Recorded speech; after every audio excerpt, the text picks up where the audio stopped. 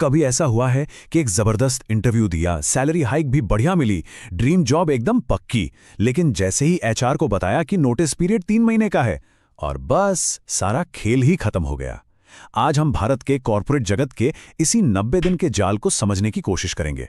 क्या कभी एक बेहतरीन जॉब ऑफर सिर्फ और सिर्फ इस लंबे नोटिस पीरियड की वजह से हाथ से फिसल गया? ये वो सवाल है जो भारत में काम करने वाले कई कॉर्पोरेट प्रोफेशनल्स के मन में जरूर आता होगा। और फिर अक्सर रिक्रूटर्स की तरफ से यही एक जवाब सुनने को मिलता है, माफ कीजिए, हमें कोई ऐसा चाहिए जो तुरंत ज्वाइन कर सके। और बस एक शानदार मौका हाथ से निकल जाता है। भारत के कॉर्पोरेट सेक्टर में और खास तौर पर आईटी इंडस्ट्री में 90 दिन यानी पूरे 3 महीने का नोटिस पीरियड अब एक तरह का नियम, एक स्टैंडर्ड सा बन गया है। पर सवाल यह है कि यह नियम इतना सख्त है क्यों? चलिए इसी को समझते हैं। तो चलिए सबसे पहले सिक्के का दूसरा पहलू देखते हैं। आखिर कंपनियां पूरे 90 दिन की मांग करती ही क्यों हैं? उनके नज़रिए से देखें तो इसके पीछे कुछ बड़े और ठोस कारण होते हैं। देखिए, कंपनियां आमतौर पर 3 मुख्य वजह बताती हैं।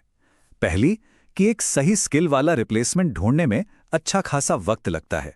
दूसरी, जो कर्मचारी जा रहा है उसे नए आने वाले व्यक्ति को अपना सारा काम ठीक से समझाना होता है, जिसे हम नॉलेज ट्रांसफर या केटी कहते हैं। और तीसरी और सबसे जरूरी बात, क्लाइंट्स को यह भरोसा दिलाना कि उनके प्रोजेक्ट्स पर कोई असर नहीं पड़ेगा और काम बिना किसी रुकावट के चलता रहेगा।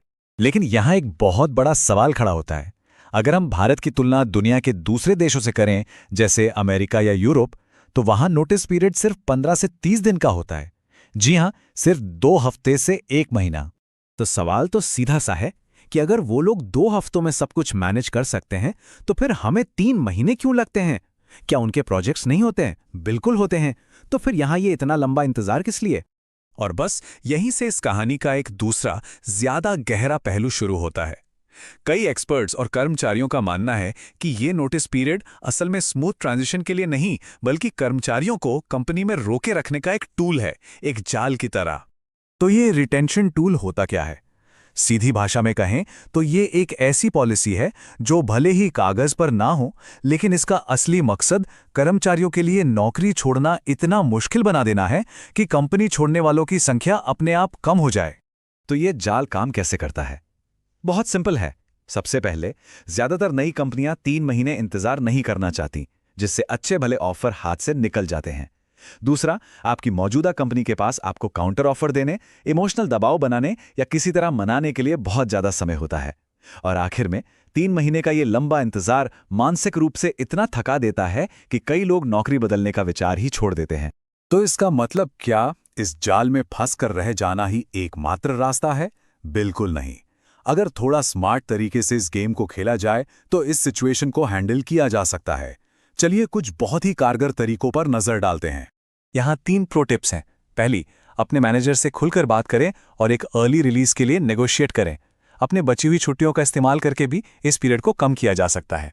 दूसरी, अपनी नई कंपनी से पूछें कि क्या वो नोटिस पीरियड बाय आउट करने के लिए तैयार है, मतलब वो पुरानी कंपनी को पैसे देकर आपको जल्दी रिलीज करवा ले। और तीसरी टिप, जो थोड़ी रिस्की है, पहले इस्तीफा दे दें और जब नोटिस पीरियड के बस 30-45 दिन बचें, तब पूरी ताकत से नौकरी ढूंढना शुरू करें। तो इस पूरी बातचीत का निचोड़ क्या है? हमें इस पूरी स्थिति को आखिर किस नजरिए से देखना चाहिए? सच तो ये है कि 90 दिन का नोटिस पीरियड आज के कॉर्पोरेट माहौल में एक जरूरी बुराई जैसा बन गया है। इसे सिस्टम से पूरी तरह हटाना शायद मुश्किल हो, लेकिन इसे खत्म करने के बारे में सोचने के बजाय इसे सही तरीके से मैनेज करना सीखना होगा। स्मार्ट प्लानिंग और सही नेगोशिएशन ही इससे निकलने का एकमात्र रास्ता है। नोटिस पीरियड को लेकर लोगों के अनुभव कैसे रहे हैं? क्या कभी इसकी वजह से कोई बहुत बड़ा और अच्छा मौका हाथ से निकल गया? अपनी कहानी या विचार कमेंट्स में जरूर शेयर करें।